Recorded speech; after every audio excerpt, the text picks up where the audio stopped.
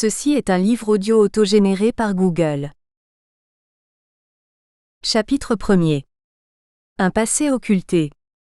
C'est étrange, mais il n'existe aucune biographie de Marc Ravalomanana. Des rumeurs circulent. Des bribes d'informations sont distillées çà et là. Il est vrai qu'à la différence de ce qui se passe en France, les candidats à des élections politiques malgaches ne diffusent pas de notes qui retracent leur parcours. Mais dans le cas du président de la République actuelle, le silence procède à l'évidence d'une décision. Nous ne tenons pas pour une biographie la petite brochure intitulée « Les présidents de la République et chefs d'État successifs à Madagascar 1960 à 2004 », qui consacre moins de 10 lignes à chaque personnage.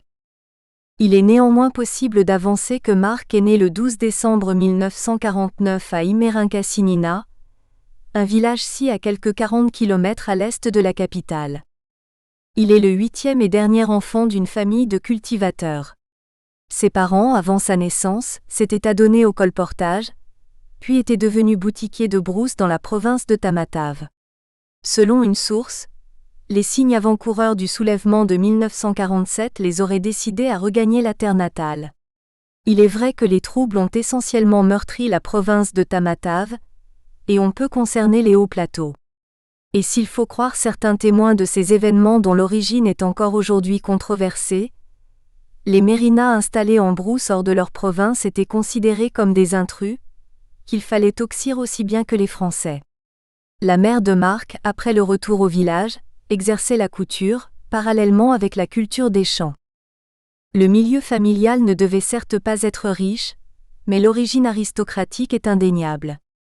Christian Chadefaux, correspondant de l'AFP à Tananarive, avait d'abord cru bon, après l'élection de Marc à la mairie de Tananarive en 1999, d'annoncer qu'il serait d'origine roturière, qu'il serait un Nova. Dès le surlendemain, il rectifiait son erreur en précisant que le nouveau maire était un authentique Andrian, un noble. Pour autant, la question n'est pas tranchée. La noblesse à Madagascar exige pour être conservée la satisfaction à certaines charges comme l'entretien des tombeaux. À défaut, l'intéressé déroge. La famille du futur maire avait-elle pu faire face à ces charges coûteuses ? Certains en discutent. Le jeune Marc fréquenta d'abord, dès l'âge de 5 ans, l'école primaire publique d'Anjeva, à 4 km d'Imerinkasinina. Il parcourait le chemin à pied. Un de ses camarades de collège, et futur responsable de l'église FJKM, se rappelle que Marc lui confia qu'il devait écolier se dépêcher, car il portait des sobicas, des corbeilles de cresson qu'il vendait aux passagers du train. Il importait d'arriver avant l'entrée du train en gare. Après l'école d'Anjeva, l'enfant fréquenta le cours moyen de l'école Vinet, un établissement protestant situé à Amboïmalaz. Il était alors placé dans une famille d'accueil par sa mère. Il suivit ensuite les classes secondaires du collège atelier d'enseignement technique protestant d'Ambatomanga, à 25 ou 30 km de Tananarive, dans le district de Manjakandriana. En 1972, lorsqu'éclatent les grèves estudiantines et lycéennes qui amenèrent le premier chef de l'État de l'indépendance, Philibert Tsiranana, à se retirer, il est en classe de première D. Son retard scolaire est important. Son camarade le perd alors de vue, car Marc quitte brusquement ce collège.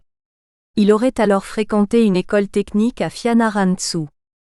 C'est au collège d'Ambatomanga qu'il connut celle qu'il devait épouser le 12 novembre 1974. 4 enfants sont nés de l'union, 3 garçons et une fille. Son passage à Ambatomanga ne fut pas seulement pour lui l'occasion de trouver une fiancée. C'est pendant ces années qu'il commença à fabriquer des yaourts, qu'il vendait en pot aux villageois et aux internes, afin de subvenir à ses études. Il logeait alors chez un de ses frères, dans le village. Après Fianarantsoa, la version officielle veut que Marc ait obtenu un diplôme d'ingénieur agroalimentaire à la suite d'études poursuivies en Allemagne, puis en Suède. Cela nous paraît invraisemblable. Il est notoire que Marc s'exprime difficilement en français, langue dans laquelle il étudia pourtant. Comment aurait-il pu suivre une formation supérieure dans des pays dont il n'avait point appris la langue ? Surtout, en 1974, il a 24 ans, il s'apprête à se marier, des enfants vont venir et il devra rapidement assurer la vie matérielle des siens. Il est plausible qu'il ait suivi une fois fortune faite, des stages de courte durée en Allemagne et en Suède, mais nous doutons qu'il ait obtenu autre chose qu'un diplôme d'assiduité. Cette légende s'explique sans doute par la volonté de Marc de présenter un cursus d'études qui ne soit pas trop modeste. La presse lui lance parfois des piques à ce sujet, telle la Gazette qui ironisera lorsque le président prétendit imposer à certains de ses accompagnateurs des séances de formation. Lui seul n'a pas besoin de formation, se moque alors le journal, qui ajoute avec cruauté: quand on pense à son cursus scolaire, on rit sous cape. Chapitre 2. Petit laitier deviendra grand. Au début des années 70, Marc est donc un artisan laitier.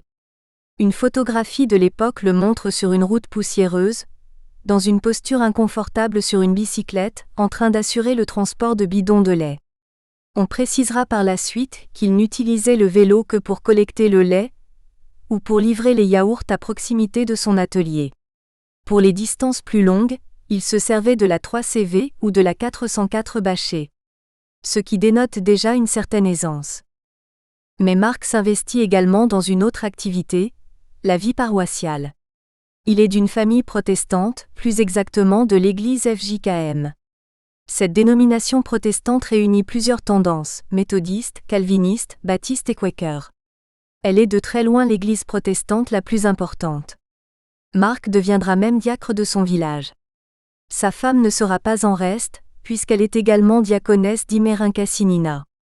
Cet engagement sera lourd de conséquences dans la mesure où la majorité de la population des plateaux, le centre de l'île, peuplé de Mérina et de Betsileo, est de confession protestante.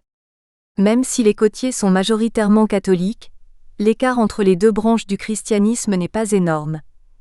43% de catholiques contre 29% de protestants. Quels sont les sentiments politiques de Marc à l'époque ? Lorsqu'il prend la mairie, il est décrit comme un nationaliste convaincu qui fait preuve d'une francophobie quasi pathologique. Les sentiments anti-français sont répandus depuis la conquête, surtout chez les Mérinas de bonne naissance. Les Français n'ont-ils pas cassé l'élan vers la suprématie mérina sur toute l'île ? Ils ont aboli la monarchie, supprimé l'esclavage. Ajoutons à cela les influences anglo-saxonnes, fortes dans les églises protestantes et rarement amicales pour la France. Depuis 1977, le centre de la fabrication des yaourts et du fromage se situe à Sambaina, près de Manjacandriana, où des années plus tard sera édifiée une usine. En souvenir de cette année faste, les plaques d'immatriculation de tous les véhicules de ces sociétés futures, Tico et Magro, se termineront par 77. Il nommera de façon assez prétentieuse le terrain qu'il achète dans le village Rova Tico, c'est-à-dire Citadelle Tico. Son épouse tient alors le secrétariat et la comptabilité à Ancadivato, où sont entreposés les produits finis. L'entreprise ne tardera pas à alimenter la capitale en produits laitiers. Le véritable tournant de la vie de ce petit laitier se situe en 1982. Il a alors 32 ans. Cette année-là, il obtient de la Banque mondiale un prêt pour lui permettre de créer une entreprise industrielle dans le secteur agroalimentaire. Le représentant de cette institution à Madagascar est José Bronfman, de nationalité argentine. Le montant du prêt est considérable, 2 millions d'euros. Quels furent les dessous de l'opération ? Voilà ce que les historiens sauront peut-être un jour.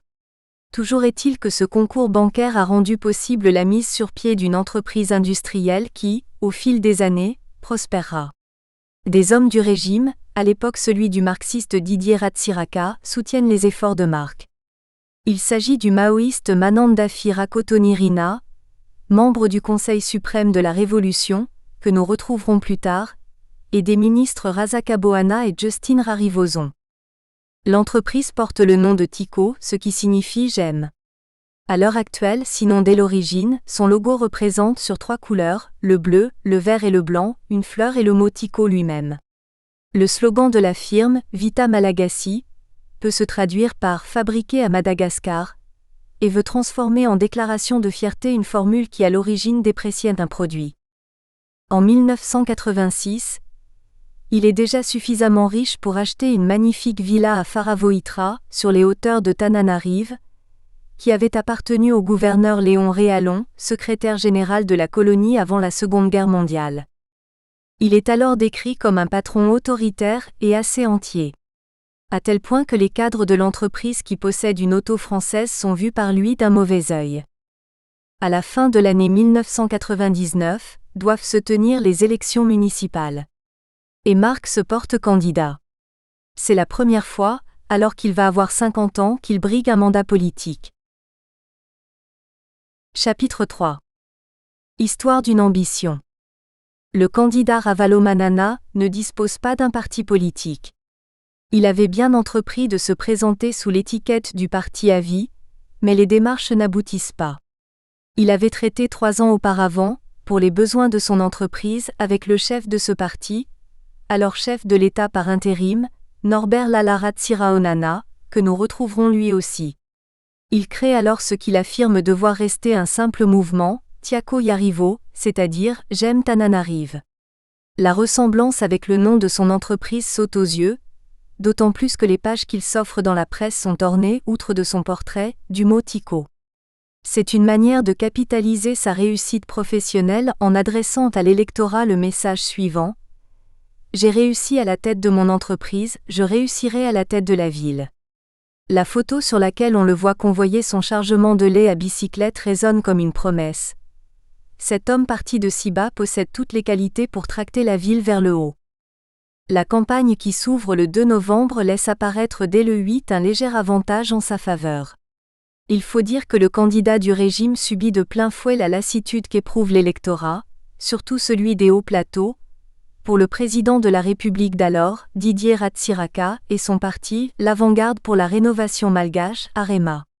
Parmi les candidats, figure également un personnage que nous reverrons, Alain Ramarozon, du parti Master. Les thèmes de la campagne manquent singulièrement d'originalité. Il est question de permettre au plus grand nombre d'accéder à la santé et à l'éducation, de sécurité, de moderniser la ville. Outre la désaffection pour le régime, l'image de bon gestionnaire du candidat et sa foi protestante affichée, un autre élément joue en faveur du chef d'entreprise, son physique plaît aux femmes. Certes, il est de petite taille, mais sur les affiches cela ne se voit pas. En revanche, son teint clair, ses cheveux lisses, ses traits presque européens dénotent une ascendance indonésienne pure de tout mélange africain. Son élégance, son aspect encore juvénile font le reste. Pour mener sa campagne, il avouera avoir dépensé 700 millions de francs FMG, qui proviennent partie de son entreprise, partie de ses proches. Certes, il n'existe pas à Madagascar de disposition sur le financement des campagnes, mais il est permis de faire observer que l'utilisation par un dirigeant de société des fonds de son entreprise à des fins de propagande électorale ressemble fort à un détournement de fonds sociaux. 700 millions FMG de l'époque valent quelque 105 000 euros. Pour conquérir une ville d'1 million d'habitants, la dépense n'est pas considérable, même dans un pays pauvre comme Madagascar. Le 14 novembre 1999, il devient maire de Tananarive, alors que 3 semaines auparavant cet industriel était encore inconnu du grand public. Il va rester 2 ans à la tête de la municipalité de la métropole. Il s'y illustrera notamment en supprimant, le 28 juin 2001, les zones rouges, c'est-à-dire les périmètres sensibles interdits aux manifestations. Cette mesure provoque l'ire du président Ratsiraka, et sera lourde de conséquences dans un avenir proche. Mais Marc a garde d'abandonner ses 2 autres champs d'action, ses affaires et son engagement religieux.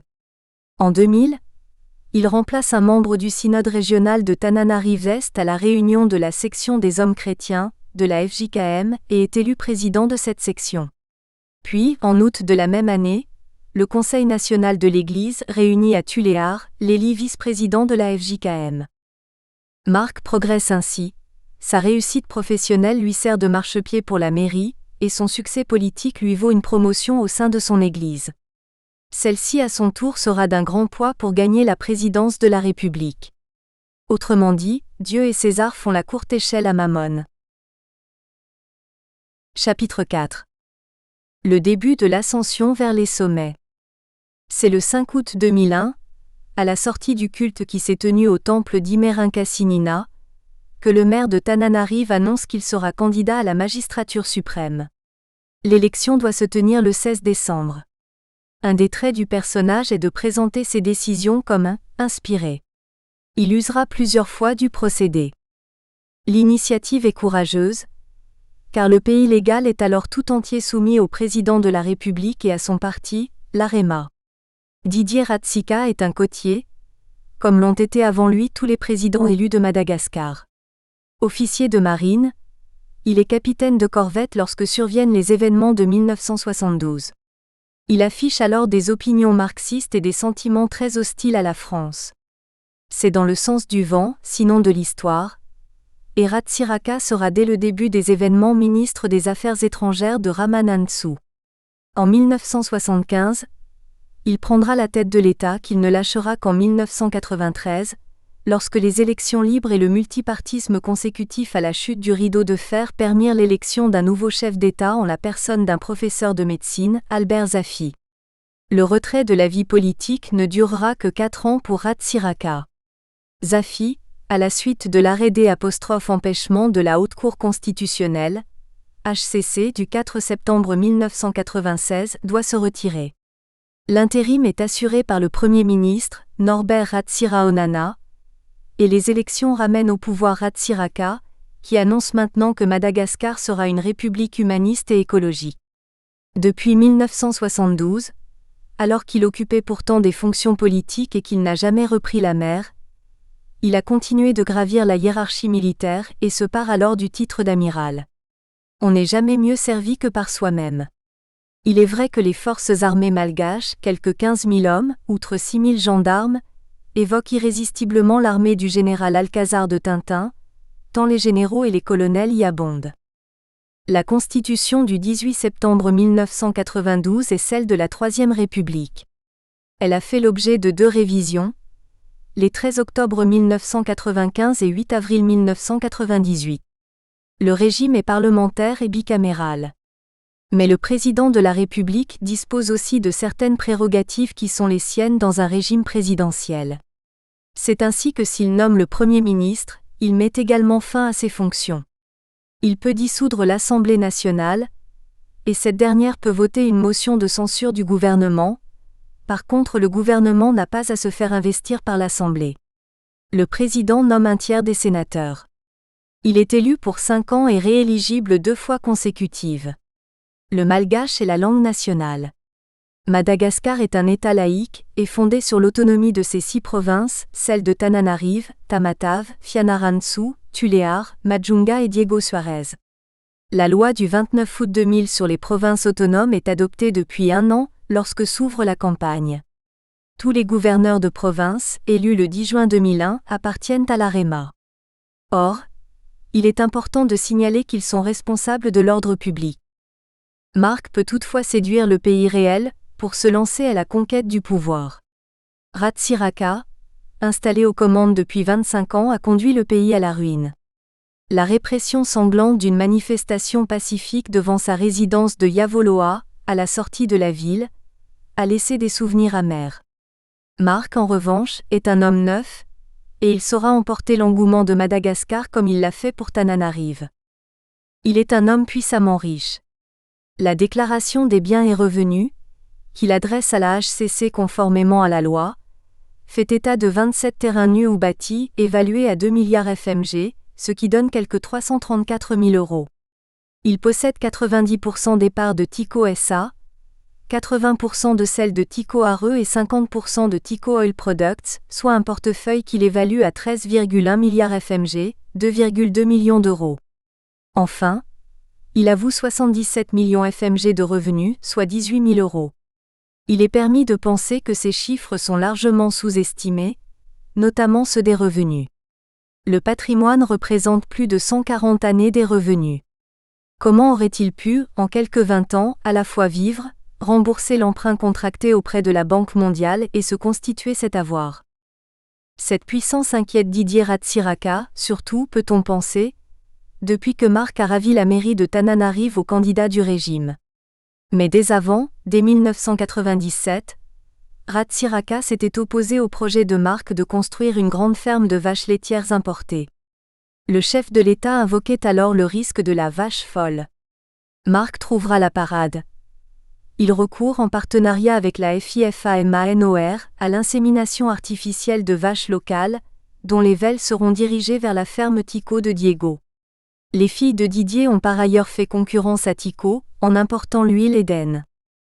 Le succès politique de Marc va accentuer le sentiment qu'il constitue une menace pour le président en exercice. En septembre 2000, un contrôle fiscal est diligenté contre Tico SA et en juin 2001, Ratsiraka, estimant que Tico n'aurait pas respecté la convention de 1996 qui l'oblige à créer des emplois et à mettre sur le marché une huile à bas prix, décide d'y mettre fin.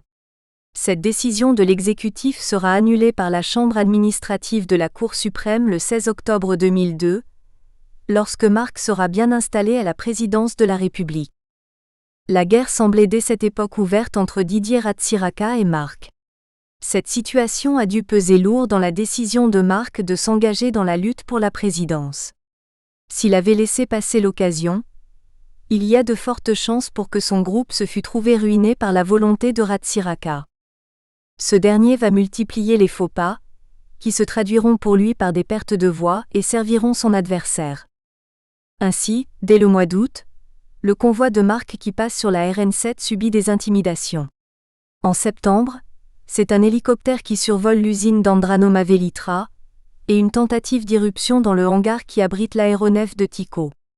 Les autorités s'opposent au décollage de l'avion de Tico.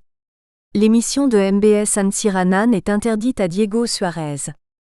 Surtout, le contrôle fiscal diligenté depuis quelques mois aboutit à un redressement de quelques 200 milliards FMG, au titre de droits et taxes impayés et d'amendes. Certains iront jusqu'à évoquer la somme de 363 milliards. Même si la presse estime que Marc Ravalomanana n'est certes pas blanc comme neige sur le plan fiscal, le coup bas politique est évident. Selon le chiffre retenu, l'on est à l'équivalent de 33,4 ou 60,62 millions d'euros. Une forte somme. Très au-delà de la valeur de l'ensemble même du groupe Tico, selon les propres évaluations faites par Marc dans sa déclaration de patrimoine. Un haut fonctionnaire des impôts, M. Randrian-Bololona, conseille Marc dans cette affaire. Il est par ailleurs le père de la compagne du garde du corps du maire de Tananarive, Jean-Marc Koumba, fils d'un Gabonais et d'une Allemande. Nous les retrouverons plus tard.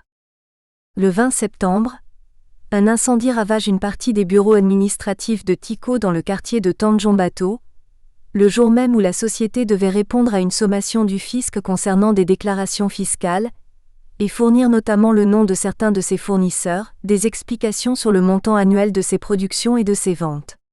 Cette sommation du 13 septembre n'accordait qu'un délai étonnamment bref pour son exécution.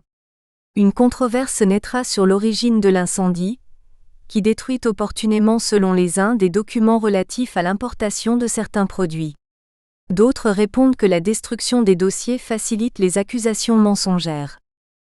Le jour de l'incendie, l'hélicoptère de Tico est bloqué sur l'aéroport de Tamatave par ordre du gouverneur Samuel Lahadi et du maire de la ville, Roland Ratsiraka, neveu du chef de l'État. Poursuivons la liste des persécutions. On apprend en octobre que la subvention de l'État destinée à la commune de Tananarive est bloquée par l'État. Enfin, le même mois, le pasteur FJKM d'Ambatolampi organise une manifestation pour protester contre la décision de le licencier, qui aurait été prise parce qu'il refuserait de soutenir la candidature de Marc. Cette version est contestée par les responsables de l'Église, et le montage là encore finit par se retourner contre l'Amiral. Parallèlement à ces actions bien concrètes, des rumeurs sont lancées pour discréditer ce rival bien placé. Il aurait commis de gros détournements au préjudice de la commune, de l'Église, de ses entreprises, sa vie privée serait dissolue, etc. Tout cela n'empêche pas, bien au contraire, Marc de distancer les nombreux autres candidats qui entendent remplacer le président sortant. Jusqu'alors peu connu en dehors de la capitale, il se dote d'une stature nationale. Dès le début du mois de septembre, on constate que sa popularité inquiète le clan ratsirakiste à l'intérieur même de la province de Tamatave, d'où est originaire le président. La morgue de Ratsiraka, son incapacité à tenir ses promesses électorales, construction de logements sociaux par exemple, son enrichissement flagrant et celui de sa famille le desservent. Le reproche de s'être servi, lui est certainement sensible si l'on en croit la fureur avec laquelle il apprend que sa déclaration de biens et revenus à la HCC a été rendue publique. De fait, à s'en tenir à sa propre déclaration, outre 39 millions FMG en banque, il possède à Madagascar 2 terrains non bâtis d'une valeur respective de 4,5 et 600 millions FMG, ce dernier acquis en 1999, et surtout un appartement de 190 mètres Villa Madrid à Neuilly-sur-Seine, acquis en 1997, d'une valeur de 1,125 millions d'euros. Ce patrimoine de plus de 1,225 millions d'euros suffirait à établir, de la part d'un homme sans fortune familiale, un enrichissement illicite. Ses revenus officiels sont en effet de quelque 11 000 euros par an, sa pension militaire et son indemnité de président de la République. 2 des enfants du président attirent défavorablement l'attention. Xavier et surtout sa fille Sophie épouse Ranaïvo. Cette dernière dispute en justice à Lola Razomaharo, conseiller du vice-premier ministre Piero Rajaonari-Velo, un terrain domanial à l'origine, de plus de 42 arts, si à Amboïjatovo, un quartier central de la capitale, la Villa Antoinette. Chaque rebondissement judiciaire donne lieu à des commentaires dans la presse, sur l'origine des fonds qui ont servi à acquérir la propriété, le respect de la procédure d'acquisition, la mise sous influence de la justice qui discrédite un peu plus son père. Lorsque le pouvoir de Marc sera affermi, en 2002, le titre de la vente de la villa à Sophie sera annulé. La même Sophie est impliquée dans l'importation des brisures de riz et d'huile, dans la propriété foncière, les compagnies pétrolières à l'œuvre dans le pays. Son mari, présent dans une société minière, la KRAOMA, vient d'entrer dans la compagnie d'assurance Aéro, où l'État est toujours actionnaire majoritaire. Xavier, lui, est un opérateur minier, opère sur les pierres précieuses et possède une compagnie d'aviation. Pour appuyer cette image très défavorable de la famille, on apprend que les bulldozers raseraient des maisons à Analeivory, une jolie bourgade aux environs de la capitale, où l'on déposséderait des paysans pour installer un hôtel dont le propriétaire serait associé aux enfants du président. Tout le pays, gémit-on, tombera sous la coupe des enfants du président. D'autres affaires éclaboussent le régime. Un ressortissant allemand, Eubeni Zueko, est expulsé du pays après avoir découvert près de Tamatave un gisement d'or d'un rendement très élevé. « J'ai préparé le gâteau, d'autres veulent le manger », déclare-t-il en soupçonnant Xavier Ratsiraka d'être derrière l'affaire. Les persécutions maladroites contre Marc continuent.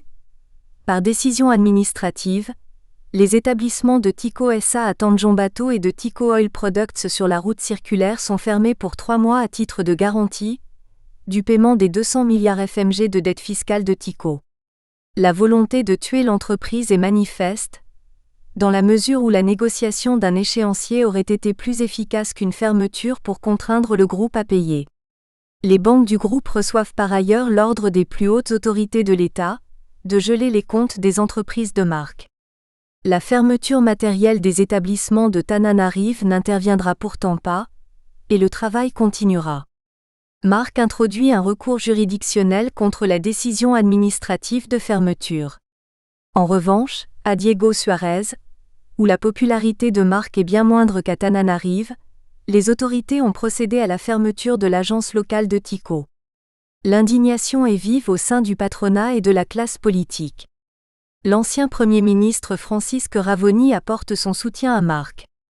Le député et ancien ministre Germain Rakotoni-Rény appelle à une manifestation dans la capitale, que doit conduire Pascal Rakotoni-Rény. Nous espérons que vous avez apprécié cet aperçu. Pour continuer à écouter ce livre audio sur Google Play Livres, utilisez le lien dans la description de la vidéo.